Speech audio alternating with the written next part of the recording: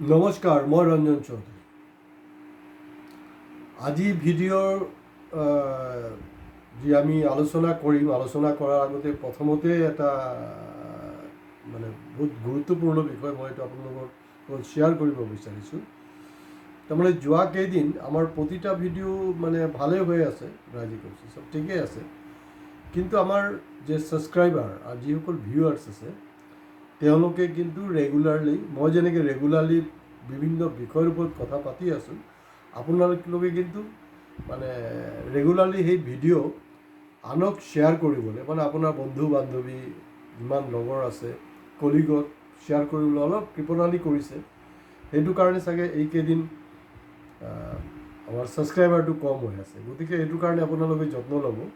আপোনালোকে অকল ভিউ কৰিব বা ছাবস্ক্ৰাইব কৰিব এইটো ছাফিচিয়েণ্ট নহয়। আমাৰ উদ্দেশ্যটো হ'ল যে এই গোটেই কথা বতৰাবিলাকক আৰু বেছিকৈ বিয়পাই দিয়া, আৰু বেছিকৈ অসমৰ ৰাইজক সজাগ কৰা। কাৰণ অসমৰ ৰাইজ সজাগ নহয়, মই আজিও কৈছোঁ, বৰ দুখেৰে কৈছোঁ, আপোনালোকে বেয়া নাপাব। আৰু যদি বেয়া নোপোৱাৰ একমাত্ৰ উপায় ভিডিঅ'ৰ শেষলৈকে শুনিব। কাৰণ সৰহভাগ ভিউৱাৰ্ছৰ মই দেখিছোঁ সৰহভাগ শেষলৈকে নুশুনে, সেইটো কাৰণে প্ৰব্লেম হৈ যায়। শেষলৈকে শুনিব, আৰু আমি চেষ্টা কৰি আছোঁ যিমান শ্বৰ্ট কৰিব পাৰোঁ। কাৰণ আমাৰ ইয়াততো কমাৰ্চিয়েল ব্ৰেক বেলেগ একো কোনো কথা নাই নহয়, একদম চিধা ষ্টাৰ্ট, নো কাট চাট একো নাই, একদম ডাইৰেক্ট শ্বুট। কথাটো হ'ল কি এনেকুৱা যে এতিয়া প্ৰায় 11 বছৰ পিছত, আৰু বিশেষকৈ অসমৰ ক্ষেত্ৰততো ক'ব লাগিব প্ৰায় 10 বছৰ হ'বলৈ হৈছে বিজেপি শাসনৰ গাদীত আছে। এতিয়া যে ধৰি লওক এই হিন্দু মুছলমানৰ পলিটিক্স কিছু গ'ল, মইতো কৈছোঁ এইটো খুব বেছি দীঘলীয়া টানিব নোৱাৰিব, কাৰণ তাৰো এটা সীমা আছে। বাঘ হাজৰিকাৰ ওপৰতো গ'ল, তো বাঘ হাজৰিকাৰ ওপৰত আমি যোনটো কৰিলোঁ, তো গতিকে সেই নেৰেটিভছটোৱে ৰাইজে খাইছে। সেইটো চুৰতে কথা পাতি আছে। অলপতে দেখিছোঁ আমাৰ যোনটো এটা ভিডিঅ' কৰিছিলোঁ, আমাৰ গুৱাহাটী হাইকোৰ্টৰ অধিবক্তা নেকিবুৰ জামানৰ কথাটো কৈছিলোঁ, যে নেকিবুৰ জামানৰ কোনে নেকাম লগাব, সেইটো কৰিছিলোঁ। তো এতিয়া দেখিছোঁ তেওঁ গংগা উল্টি বাহিতিহে নিচিনা হৈ গ'ল। তেওঁ অলপ বেলেগ বিয়া সম্পৰ্কে তেওঁ বেলেগ ইণ্টাৰপ্ৰিটেশ্যন দিবলৈ ষ্টাৰ্ট হ'ল। তো গতিকে ৰাইজে এটা সময়ত গৈ আমাৰ কথা বুজিব, এইটো নেকিবুৰ জামানেই হওক যোনেই হওক, এটা সময়ত মানিব লাগিব কথাবিলাক। এতিয়া প্ৰায় 10 বছৰ হ'বলৈ হ'ল। 10 বছৰ নহয়, একচুৱেলি ক'ব লাগিব এইফালে 10, এইফালে কংগ্ৰেছৰ 15, তাৰমানে 25 বছৰ। যোৱা 25টা বছৰ কিন্তু হিমন্ত বিশ্ব শৰ্মা পাৱাৰতে আছে, ঘূৰাই পকাই, হয় কংগ্ৰেছত নহ'লে বিজেপিত। কংগ্ৰেছত থাকোঁতে তেওঁ নন অফিচিয়েল মুখ্যমন্ত্ৰী, আৰু এতিয়া বিজেপিত প্ৰায় যোৱা 5টা বছৰ তেওঁ অফিচিয়েল মুখ্যমন্ত্ৰী। তেখেতে শেহতীয়াকৈ যোনটো কৈছে, আজি পেপাৰ পত্ৰ যোনটো পাই আছোঁ, তাত কৈছে অহা 20টা বছৰ অসমীয়াৰ কাৰণে নেকি খুব সংবেদনশীল, খুব চিন্তাৰ বিষয়, খুব চেঞ্চিটিভ বুলি কৈ আছে। তো এই যে সংবেদনশীল, এই সংবেদনশীল যে হৈছে, তাৰ কাৰণে জগৰীয়া কোন? তাৰ কাৰণে কি গৌৰৱ গগৈ জগৰীয়া, বিৰোধী জগৰীয়া, নে কংগ্ৰেছ জগৰীয়া? কাৰণ গাদীত আপোনালোকে আছে। যে অসমীয়াৰ চাকৰি নাই, আৰু চাকৰি দেউতা কোন হয়? আপোনালোকে। কি কৰিছেতো কি যোৱা সময়ছোৱাত? আপুনিতো আপোনাৰ ঝুমুৰ নৃত্য, বিহুৰ নৃত্যৰ পৰা বিভিন্ন ক্ষেত্ৰত, বৃক্ষৰোপণৰ পৰা আৰম্ভ কৰি চবতে গ্ৰীনিজ ৰেকৰ্ডৰ এটা ষ্ট্ৰেটেজি থাকে, গ্ৰীনিজ ৰেকৰ্ড। পৰিসংখ্যাত দেখা গৈছে যে যোৱা সময়ছোৱাত বিজেপিৰ, আৰু বিশেষকৈ আপোনাৰ হিমন্ত বিশ্ব শৰ্মা ডাঙৰীয়া, আপোনাৰ ৰাজত্বকালত দেখা গৈছে আপোনালোকে গ্ৰীনিজ ৰেকৰ্ড কি, এইটো এতিয়া গ্ৰীনিজ ৰেকৰ্ডৰ লাজ পাব লগা হৈছে নেকি? অসমৰ নিচিনা 3.5 কোটি পপুলেশ্যনৰ ছেটআপৰ এটা ৰাজ্য, সৰু ৰাজ্য, তাৰ যি আপোনাৰ ঋণৰ যি বোজা কি হাৰে লৈছে, সেইটো কিহৰ কাৰণে ঋণটো আপোনালোকৰ আমোদ প্ৰমোদ ফূৰ্তি ফাৰ্তা। কোনো পাৰ্লামেণ্ট ছেশ্যন চলি আছে, সেইটো সময়তো আপুনি বিভিন্ন মন্ত্ৰীবিলাকক গৈ লগ ধৰে। তাত কি কাম আছে আপোনাৰ? কোনো কাম নাই। সেইবিলাক নন প্ৰডাক্টিভ, এইবিলাকতো আপোনাৰ জেপৰ পইচা নহয়, সেইবিলাক বিজেপিৰ ফাণ্ডৰ পইচা নহয়, সেইটো আমাৰ টেক্স পেয়াৰৰ টকা। তো সেইবিলাকক লৈ আপোনালোকে লুণ্ঠন কৰি আছে। আজি যে কাৰণ আপোনালোকে দল সংগঠনৰ টকা পইচা দি মেনেজ কৰি আছে। কৰ্মসংস্কৃতিটো বাঢ়িব কেনেকৈ? কৰ্মসংস্কৃতিৰ কাৰণে কোনোবা কৰ্মশালা আজি কপতি কোনো দল সংগঠনে কৰিছেনে? নাই কৰা।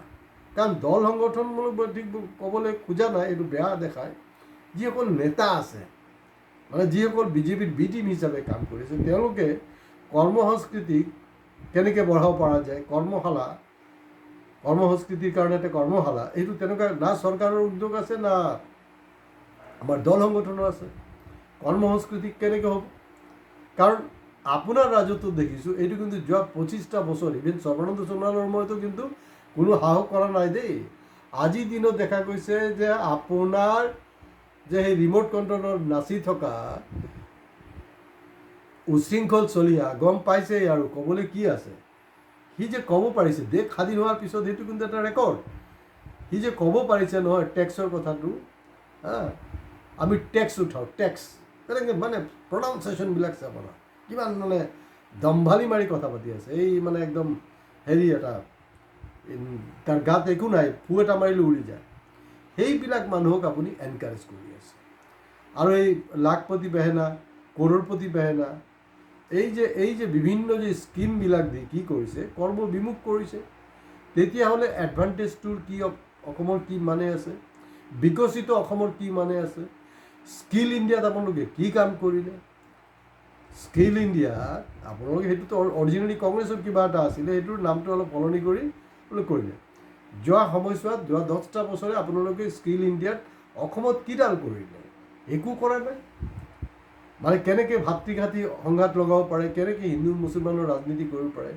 গতিকে এই যে এণ্টায়াৰ ইছ্যুটো, কাৰণ আপোনাৰতো সদায় এটা ইছ্যু লাগে, কাৰণ অৰিজিনেলিতো আপুনি আছুৰ প্ৰডাক্ট হয়তো। আছুৰ কি হয়, আছুৰ নেতাবিলাকৰ কি প্ৰব্লেম? আজিৰ দিনতো ছেইম প্ৰব্লেম। আছুৰ মানে সদায় ইছ্যু এটা বিচাৰি থাকে, ইছ্যু পাব লাগিব, দেন তেওঁলোকে মানে বাছ এইটো ধৰ্ণা কাৰ্যসূচী, এই মহাত্মা গান্ধীৰ ফটো এটা লগাই ড্ৰামা ষ্টাৰ্ট হৈ যায়। গতিকে আপুনি এটা সময়ত আছুৰৰ নেতা আছিলে, আপুনি সদায় এটা ইছ্যু বিচাৰে, আৰু আপুনি মানে আছুতকৈও মানে চেৰাই গৈছে। আছুতো ইছ্যু বিচাৰে, আপুনিতো ইছ্যু নিবিচাৰে, আপুনি ইছ্যু বনায়।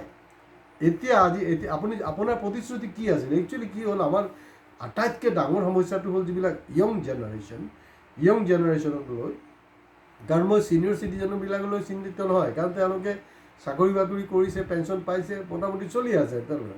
এই যে নতুন প্ৰজন্মক কি হৈছে, মানে তেওঁলোকক একফালে ড্ৰাগছ খোৱাৰ ব্যৱস্থাটো কৰি দিছে, ড্ৰাগছ খোৱাৰ কাৰবাৰটো কৰা।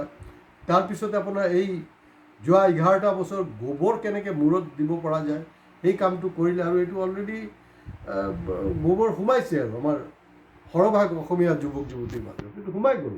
আচৰিত, মই গম নাপাওঁ কি হৈছে। ইতিহাসৰ কোনো ধৰণৰ অধ্যয়ন নাই, যি খুচি থাকে। আৰু আপোনাৰ ৰিচেণ্টলি আপোনাৰ সতীৰ্থ প্ৰাক্তন মুখ্যমন্ত্ৰী সৰ্বানন্দ সোণোৱাল ডাঙৰীয়াতো আপোনাৰ এই বাঘ হাজৰিকাৰ ওপৰত অলৰেডি তেওঁৰ নেৰেটিভছটো কৈছে। এইবিলাক চব ৰেকৰ্ডেড বস্তু, এইবিলাক অলৰেডি ছ'চিয়েল মিডিয়াত আহি আছে কথাটো। এই যে গোটেই এতিয়া আপুনি আকৌ নতুনকৈ এটা কাৰ্যসূচী লৈ আছে। কাৰণ এই পইচাটো আপোনাৰ জেপৰ পইচা নহয়। কিন্তু যোৱা সময়ছোৱাত কি হৈছে, আপোনালোকৰ সম্পত্তি বাঢ়িছে, আপোনাৰ পালি নেতা মিনিষ্টাৰবিলাকৰ সম্পত্তি বাঢ়িছে, ৰাইজৰ সম্পত্তি বঢ়া নাই। কিন্তু কৰ্মসংস্কৃতি বঢ়োৱাৰ কাৰণে কোনো একো কাম কৰা নাই। আৰু আজিৰ দিনত যদি আপুনি কৈ আছে মুখ্যমন্ত্ৰী হিচাপে, আপুনি কৈছে যে মানে অহা 20 বছৰ খুব সংবেদনশীল, চেঞ্চিটিভ। যদি চেঞ্চিটিভ হয়, তাৰমানে কি হ'ল, আপুনি বাদ দিব লাগে, আপুনি চাৰেণ্ডাৰ কৰিব লাগে ন। আপুনিতো এটা সময়ত শুনিছোঁ ৰিপুণ বৰা, ভূপেন বৰা কোৱা মতে এইটো তেখেত কৈয়ে থাকে যে তেওঁতো হেৰি পৰেশ বৰুৱাৰ সতীৰ্থ, মানে প্ৰাক্তন। তাৰমানে আপুনিওতো সেই চাৰেণ্ডাৰ লিষ্টৰ নিচিনাই হৈছে, আপুনিওতো চাৰেণ্ডাৰে হয়। আপুনি দেখোন মাজে সময়ত কৈ থাকে যে অসমত অহা 50 বছৰলৈকে কংগ্ৰেছ আহিব নোৱাৰিব। কংগ্ৰেছ অহাৰ বন্দোবস্তটোতো আপুনি কৰি দিছে ন। যুৱ প্ৰজন্মক সেইটো কাৰণে কৰিছোঁ, তেওঁলোকে একদম পাহৰি যায়। এই গুটকা খাই মানে চব চেচ, একদম খুব চখত গুটকাটো খায় দেই, খুব চখ কৰি গুটকাটো খায়।